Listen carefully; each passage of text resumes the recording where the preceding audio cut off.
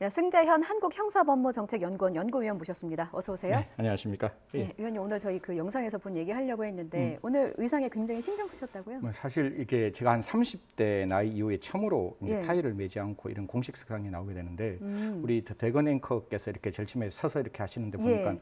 굉장히 이렇게 젊은 느낌 그리고 진짜 부릉부릉 라이더 느낌이라서 예.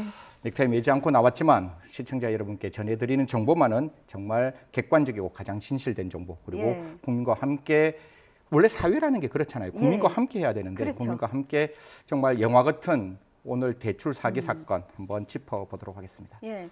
저와 너무 또래로 보여셔가지고 아유, 반갑다 친구야. 고맙습니다. 갑자기 얼굴이 빨개지는. 예. 자, 앞서 보셨습니다. 대출이 이렇게 쉬운지 몰랐어요. 그 한마디로 큐빅으로 네네. 380억 원을 대출을 받았다고 하는데 저도 오늘 출연을 위해서 그 집에서 오, 귀걸이를 예. 제가 갖고 있는 것 중에 제일 큰 큐빅 귀걸이를 하고 나왔어요. 10캐럿 정도 될 것 이 같은데요. 정도 예. 이게 두 개니까 이 정도면 한 500억 정도는 그렇죠. 가는 거죠. 예.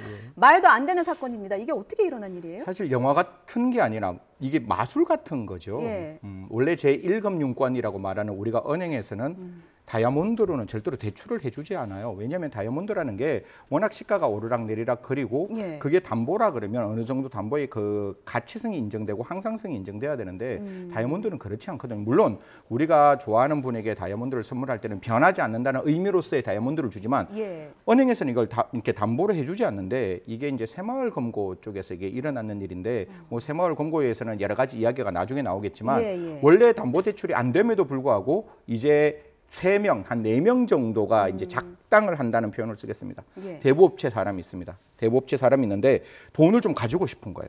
근데 돈을 가지고 싶으면 담보가 있어야 되잖아요. 그쵸. 그럼 담보가 없어요. 그래서 머리를 생각했죠. 큐빅?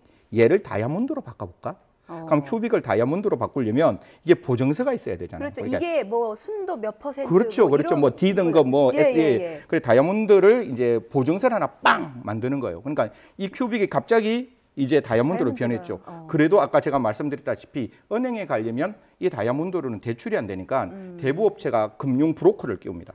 그러니까 금융 브로커라는 사람은 어떤 사람인가 하면 네. 대출 같은 걸 아주 능숙능란하게 해줄 수 있는 브로커가 있는 거예요. 그런 일만 전문으로 그러니까 전문으로 하는 사람이에요? 사람. 이 브로커가 누구를 끼우는가 하면 새마을금고의 고위직을 끼웁니다. 그 이제 고위직이 이제 들어오는 거예요. 새마을금고에. 그러니까 대부업체 금융 브로커 그다음에 새마을금고의 고위직이 들어와서 이 고위직이 새마을금고에서 대출 받을 수 있는 여러 가지 편의를 제공하는 거예요. 예. 조금 이따 설명하겠지만 이 A 씨가 굉장히 저 새마을금고의 이 고위 임원이 굉장히 적극적으로 대출하는데 개입을 하게 함으로써 예. 지금 380억이 대출되는 그런 어처구니 없는 사건이 발생했는 거죠. 자, 궁금증 하나하나 풀어볼게요. 네. 일단 작당을 시작한 대출업자 A 씨라고 저희가 부를게요. 대출업자 A 씨는 이 돈을 받아서 소위 돈놀이를 한 거죠. 이것도 정말 이해가 안 되는데 예. 그 새마을금고로부터 6% 저리로 받습니다. 이게 이금융권이기 때문에 6%면 높은 게 아니에요. 예. 6% 저리를 딱 받아서 이 돈을 380억을 모아가지고 일반 소비자들한테 15%의 다시 재대출을 시키는 거예요. 그러니까 본인은 6%로 낮은 받고. 이자를 내면서 그거를 또 서민들한테 돌려서 엄청 높은 고리로. 그렇죠. 그러면 우리가 15% 마이너스 6만 하더라도 9%의 차익을 받을 수 있는 거잖아요. 네. 그럼 9%의 차익으로 자기는 엄청난 그 수익을 이제 누리면서 이러한 어떤 그 새마을금고에 어떻게 보면 뚫혀질 수 있는 틈이라 그래야 되나요? 그러니까 그 틈을 치고 들어가서 이러한 대출을 받게 되었는 거죠. 승희 의원님 대출 받아보셨어요? 받아봤죠. 그 쓸 거 되게 많잖아요. 서류도 어우. 많이 쓰고 뭐 연봉이 얼마냐, 뭐 차 갖고 있냐, 뭐 어떻게 상환할 거냐. 저는 안 해주더라고요. 그러니까 저가 아니 뭐 좀 돈을 좀 받고 싶어도 네. 아니 뭐 저도 이렇게 공공기관이기 때문에 그 신용평가 등급이 낮은 편은 아닌데 네. 굉장히 이렇게 꼼꼼하고 치밀하고 확인하잖아요. 제가 만약에 제가 다이아몬드 갖고 있습니다. 저희 집사람 다이아몬드를 정말 제가 이제 머리를 조아려서 빌려서 예. 제가 갖고 있는 1금융권에 간다 할지라도 그 다이아몬드로 대출 되겠냐고요. 안 된다고요. 일단 부인에게 다이아몬드 대출부터 쉽지 않겠네요. 그렇죠. 그걸 이렇게 아무리 머리를 조아려도 예. 그 진짜 결혼 반지를 누가 주겠어요. 주지 않는데 그렇게 지금 이런 일이 어려운데. 발생했는 거죠. 예, 그렇게 어려운 대출이 가능하게 했던 이유는 내부에 고위직이 있었기 그렇죠. 때문에 예. 이 사람은 사기인 걸 알고 있었던 건가요? 뭐 사실 그 부분은 이제 더 조사를 해야 되는데 예. 제가 지금까지 여러 가지의 언론 기사를 종합해 보면 모르지 않았을 거예요. 왜냐하면 알고는 생각해 보세요. 있었을 것 같다. 이 금융 브로커가 끼어 들어왔잖아요. 예. 금융 금융 브로커가 끼어 들어왔고 이 금융 브로커로부터 일정 부분 금원을 받아요. 금원을 받아서 이제 이야기를 하는데 제가 아까 말씀드렸다시피 이 고위직이 그냥 있는 게 아니라 각각의 그 새마을 금고의 지점들이 있잖아요. 지점들에 자기가 가요. 그 고위직이 가가지고 내가 이런 금융 사업을 하고 있을 건데 당신들이 대출하게 되면 충분히 당신들에게 6% 이상 어떻게 보면 조금 더 높은 그 금리로 너희들이 대출하면 대출 금리가 생길 거잖아요. 그걸 갈 수 있다라고 하면서 자기가 직업 보증을 써요.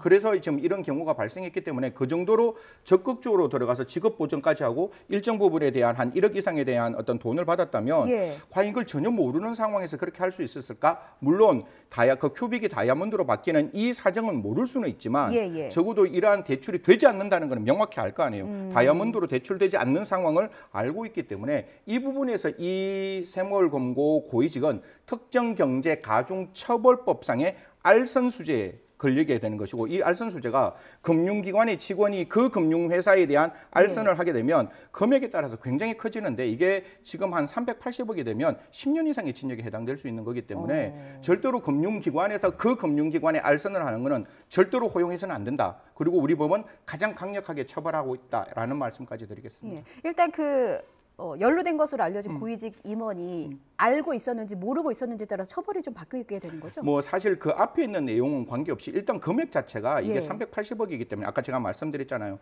그 새마을금고 직원이 고위직이 새마을금고를 대상으로 알선 수재를 했는 거기 때문에 금액이 늘어나면 일단 그 금액만큼 분명히 가중처벌 받게 되는 것이고 특정 경제범죄에서 아까 말씀 주신 대로 고의가 있으면 사실 이게 새마을금고라는 게 지역금융 발전을 위해서 만들어진 거예요. 그러니까 뭐 은행 같은 경우에는 굉장히 이제 대규모 은행이기 때문에 지역 서민들에 대한 마음을 어루만질 수가 없잖아요. 그래서 지역에 있는 소상공인들을 위해서 지역 발전을 위해서 만들어진 이 새마을금고의 정관과 전혀 다른 행동을 했다면 저는 알고 있으면 더 가중처벌 받아야 되는 것이고 고의가 있으면 비난 가능성이 높으니까 몰랐다 할지라도 금액이 워낙 크기 때문에 이런 일을 발본색원하고 다시는 발생되지 않도록 만들려면 가장 중요한 게 두 가지겠죠. 가장 강력한 처벌 그리고 그들이 얻었던 금융이익을 정말 발본색원에서 한 푼에 남김없이 우리가 환수하는 것. 이 두 가지가 가장 중요하기 때문에 이런 경우에 있어서 동부지검에서도 그런 이야기를 했는 것 같아요. 이러한 조직적인 금융범죄에 대해서는 굉장히 엄단하겠다라고 이야기했기 때문에 그 새마을금고 고위직 역시 구속되어서 지금 기소된 것으로 밝혀지고 있습니다.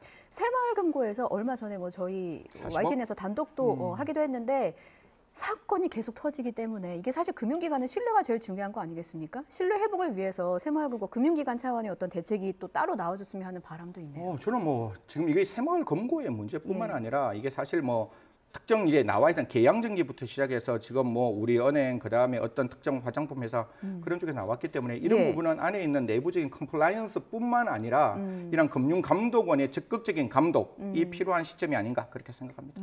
다음 주제로 넘어가서요.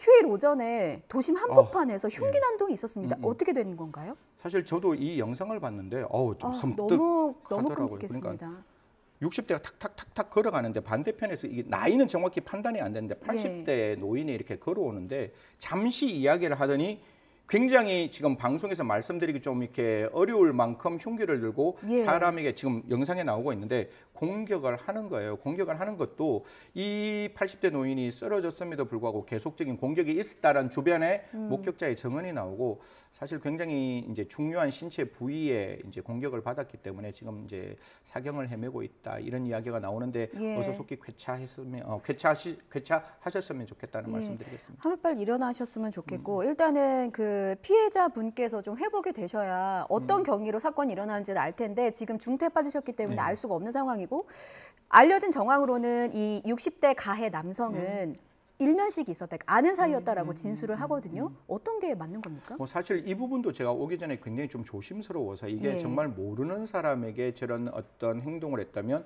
정말 우리가 무차별 혹은 무동기라는 어떤 범죄가 일어났기 때문에 굉장히 무서운 범죄인 것이고 그게 아니라 아는 사람들 사이에 치정의 문제가 있었다면 치정의 문제가 왜 발생했는지도 살펴야 되는데 살인죄를 보면 우리 형법 250조에는 사형, 무기 5년 이상의 징역으로 되어 있지만 이 형량을 결정하는 가장 중요한 요소가 동기예요.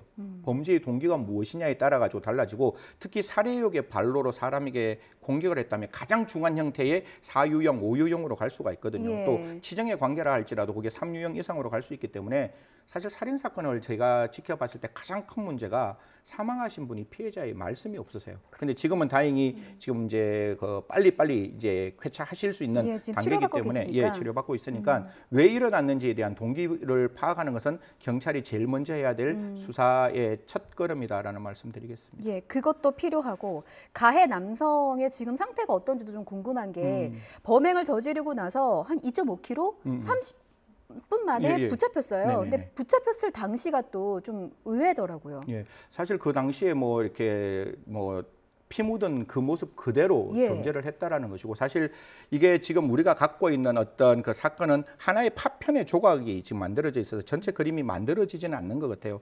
그런데 저 정도의 어떤 그 행동을 했다면 분명히 그 피의자는 이런 주장할 수 있습니다. 예. 나 그 당시에 심신미약이었어요. 나 그 당시에 사물의 변별 능력과 의사 결정력이 없었기 때문에 저 좀 형 깎아주세요라고 이야기가 나올 수 있으니까 그 피의자의 정신 상태, 즉 60대 남성이 그 전에 어떠한 행동을 했고 그 범죄 후에 어떠한 문제가 있었고 그 80대 노인과의 어떠한 관계가 있는지를 정확하게 살펴서 단순히 피의자의 주장대로 사건을 따라가는 게 아니라 피의자의 주장이 아니라 경찰은 한 단계 앞서 나가서 이 범죄가 어떻게 그려졌는지에 대한 명확한 그림을 그리고 수사라는 경찰이 오히려 한 발자국 앞서 이런 사태를 확인하고 만약에 이게 무차별 동기였다면 그걸 어떻게 막을지 그리고 치정의 관계였으면 어떻게 이런 사건을 또 예방할지도 같이 고민해야 한다라는 말씀드리겠습니다. 짧게 마지막 질문 드릴게요. 묻지마 범죄인지 계획 범죄인지에 따라서도 처벌이 달라지는 거죠? 사실 계획 범죄라는 거는 좀 조심스러워요. 제가 이게 사건 예. 기록을 다 안 봐서 하지만 흉기를 미리 준비했다는 점에서 계획성은 저는 있다.